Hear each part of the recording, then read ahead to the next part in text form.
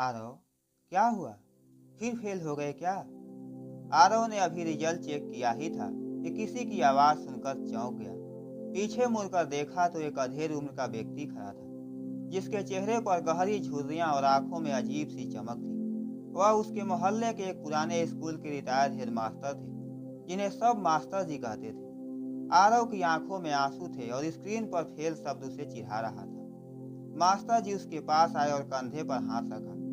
आरव ने रूधे हुए गले से कहा, मैंने बहुत मेहनत की थी, पता नहीं फिर भी क्यों फेल हो गई। मास्टर जी ने मुस्कुराते हुए कहा, आरव, तुमने मेहनत शरीर से की, लेकिन तुम्हारा सॉफ्टवेयर अभी भी वही पुराना डर और संकोच चला रहा है। जब तक तुम अंदर से अपडेट नहीं होगे, बाहर के नतीजे नहीं बदलेंगे।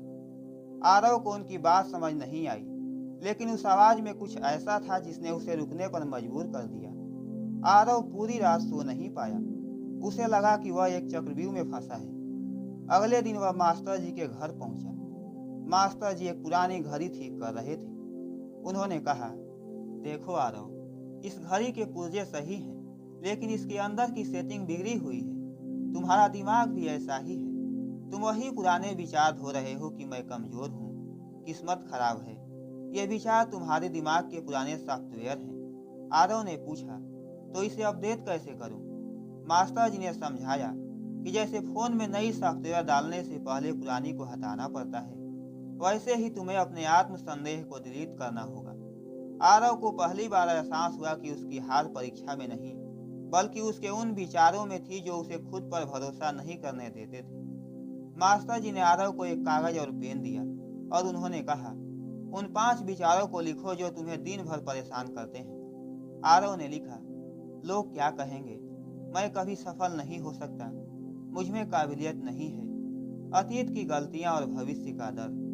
मास्टर जी ने वह कागज फाड़ दिया और कहा, यह तुम्हारी पहचान नहीं है, यह सिर्फ कचरा है जिसे तुमने संभाल कर रखा है। आज से हम एक एक करके इन्हें नई सोच से बदलेंगे। आरव को लगा कि जैसे उसके सिर से कोई भारी बोझ उतर गया हो। अब उसे अपनी सोच पर पहरा बिठाना था। तुम खुद से कैसे बात करते हो? मास्टर जी का यह सवाल आरव को अजीब लगा। मास्टर जी ने समझाया कि हमारे शब्द हमारे विचारों की दिशा तय करते हैं। आरव अक्सर कहता था, मैं ये नहीं कर पाऊंगा। मास्टर जी ने उसे टोकते हुए कहा, आज से कहो, मैं इसे सीखने की कोशिश कर रहा हूँ। शब्दों के इस छोटे से बदलाव ने आरव के अंदर एक नई ऊर्जा भर दी। नहीं कर पाऊंगा एक बंद दरवाजा था, जबकि सीख रहा हूँ एक खुली खिड़की। उसने महसूस किया कि जब वह सकारात्मक शब्दों का चुनाव करता है तो उसका तनाव कम हो जाता है।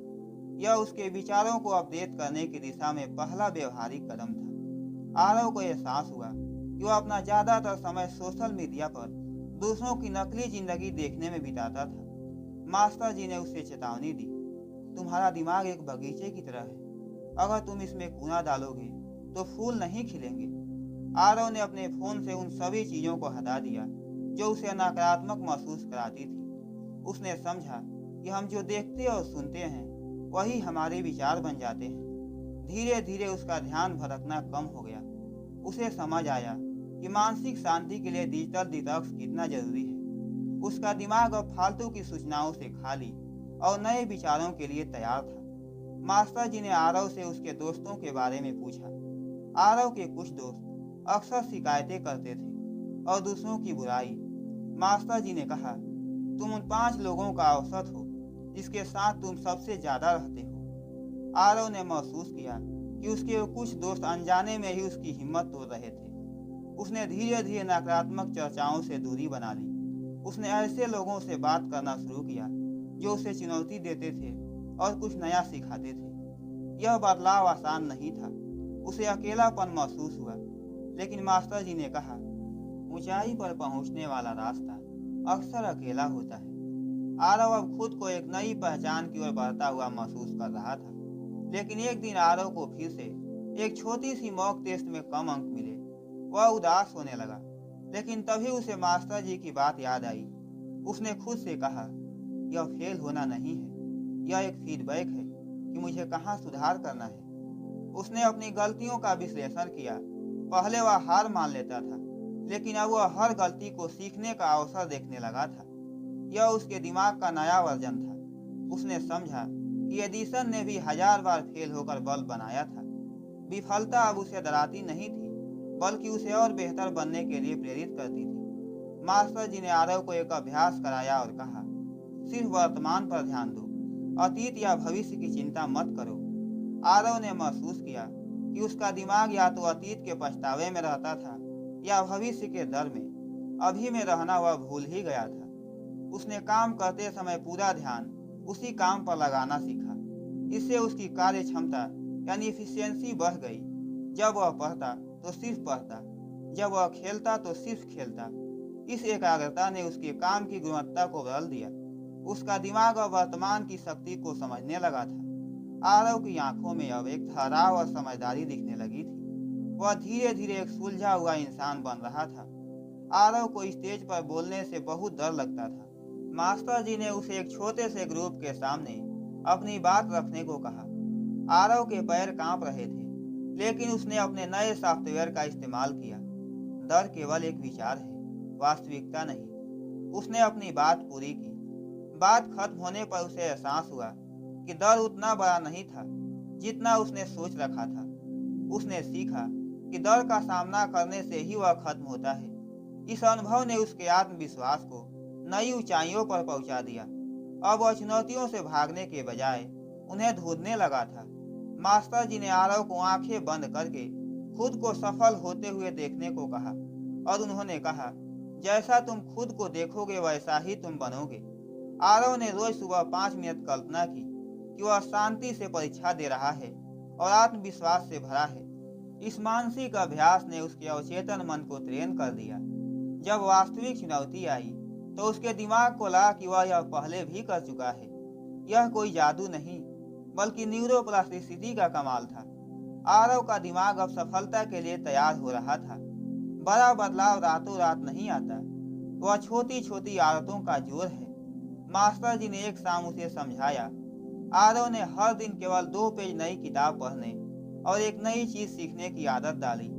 शुरुआत में उसे यह बहुत छोटा लगा, लेकिन 1 महीने बाद उसने देखा कि उसका ज्ञान काफी बढ़ गया है। उसने समझा कि निरंतरता यानी कंसिस्टेंसी ही असली ताकत है। उसने ताल मटोल की आदत को अभी करो के विचार से बदल दिया। उसकी दिनचर्या अब बोझ नहीं, बल्कि एक आनंदमय प्रक्रिया बन गई थी। जब आरव ने खुद को बदलना शुरू किया तो कुछ लोगों ने उसका मजाक भी उड़ाया। पुराना आरव इससे दुखी हो जाता, लेकिन अपडेटेड आरव ने सोचा, उनकी राय उनकी सोच का दर्पण है, मेरी नहीं। उसने मास्टर जी से सीखा कि हमें केवल उन्हीं की आलोचना सुननी चाहिए जो हमें आगे बढ़ते देखना चाहते हैं। उसने बेकार की बातों पर ऊर्जा नष्ट करना बंद कर दिया। इस मानसिक ढाल ने उसे विचलित होने से बचाया। वह अपनी खुशी के लिए दूसरों की अनुमति का मोहताज नहीं था। बीच में एक समय ऐसा आया जब आरव को लगा कि उसकी प्रगति धीमी हो गई है। वह उतावला होने लगा। मास्टर जी ने एक पौधे का उदाहरण दिया। जड़ें पहले मजबूत होती हैं, फल बाद में आते हैं। आरव ने सीखा कि धैर्य रखना भी विचारों को अपडेट करने का हिस्सा है। उसने परिणाम के बजाय प्रक्रिया से प्यार करना सीखा। उसने समझा कि हर चीज का अपना समय होता है और मेहनत कभी बेकार नहीं जाती। इस धैर्य ने उसे मानसिक रूप से और भी परिपक्व यानी मैच्योर बना दिया। आरव अब हर चीज के पीछे क्यों और कैसे पूछने लगा था। उसकी बचपन वाली जिज्ञासा लौट आई थी। मास्टर जी खुश थे और उन्होंने कहा, जिस दिन तुम्हारी जिज्ञासा खत्म हो गई उस दिन तुम्हारा विकास रुक जाएगा। आरव को अब समझ आ गया कि दुनिया कितनी बड़ी है और उसके पास सीखने के लिए कितना कुछ है। इस सीखने की ललक ने उसे बोरियत से दूर कर दिया। उसका दिमाग अब हर समय कुछ नया और रचनात्मक सोचने लगा था। एक दिन आरव को बहुत गुस्सा आया, लेकिन इस बार उसने प्रतिक्रिया देने से पहले 10 तक गिनती गिनी। उसने महसूस किया कि गुस्सा उसके पुराने सॉफ्टवेयर का हिस्सा था। उसने खुद से पूछा, क्या यह गुस्सा इस स्थिति को सुधार सकता है? जवाब था नहीं। उसने शांत रहकर समस्या का समाधान निकाला। मास्टर जी ने उसकी सराहना की और बताया कि इमोशनल इंटेलिजेंस ही असली सफलता है। आरव अपनी भावनाओं का मालिक बन चुका था। वह अब छोटी बातों पर विचलित नहीं होता था। परीक्षा के कुछ दिन बचे थे। आरव के चारों ओर लोग तनाव में थे, लेकिन आरव शांत था। उसने अपना पाठ्यक्रम पूरा कर लिया था और उसके विचार स्पष्ट थे। उसने मास्टर जी से कहा, मुझे अब हार या जीत की चिंता नहीं है, मुझे बस अपनी पूरी क्षमता का उपयोग करना है। मास्टर जी ने उसे गले लगाया और कहा, तुम पहले ही जीत चुके हो आरव, क्योंकि तुमने खुद को बदल लिया है। आरव ने अपनी डायरी में लिखा, मैं तैयार हूँ। उसके अंदर की घबराहट अब उत्साह में बदल चुकी थी। फिर परीक्षा का दिन आया और परीक्षा हुई। आज रिजल्ट का दिन था। वही स्क्रीन, वही वेबसाइट। आरव ने अपना रोल नंबर डाला। परिणाम सामने था। वह न केवल पास हुआ था, बल्कि उसने शहर में टॉप किया था। आरव की आंखों में इस बार खुशी के आंसू थे। उसने पीछे मुड़कर देखा, लेकिन वहां कोई नहीं था। वह सीधा मास्टर जी के घर की ओर भागा। वह उन्हें शुक्रिया कहना चाहता था। रास्ते में उसे वही लोग मिले जो उसका मजाक उड़ाते थे। उसने उन्हें बस एक मुस्कान दी। उसे समझ आ गया था कि सफलता का शोर खुद ब खुद सब कुछ साफ कर देता है। मास्टर जी अपने बगीचे में पानी दे रहे थे। आरव ने उनके पैर छुए और अपना रिजल्ट दिखाया। मास्टर जी ने उसे मिठाई खिलाई और कहा, यह तो बस एक कागज का टुकड़ा है आरव, असली डिग्री वह है जो तुमने अपने दिमाग में हासिल की है। आरव अब एक नया इंसान बन गया था। उसे समझ आ गया था कि जीवन में असली बदलाव विचारों को अपडेट करने से आता है। उसने तय किया कि वह अब दूसरों को भी यह सिखाएगा। कहानी यहीं खत्म नहीं हुई, बल्कि आरव की एक नई और जागरूक जिंदगी की शुरुआत हुई थी। मेरे प्यारे दोस्तों, ये कहानी आपको कैसी लगी? आप अपनी राय कमेंट बॉक्स में दे सकते हैं।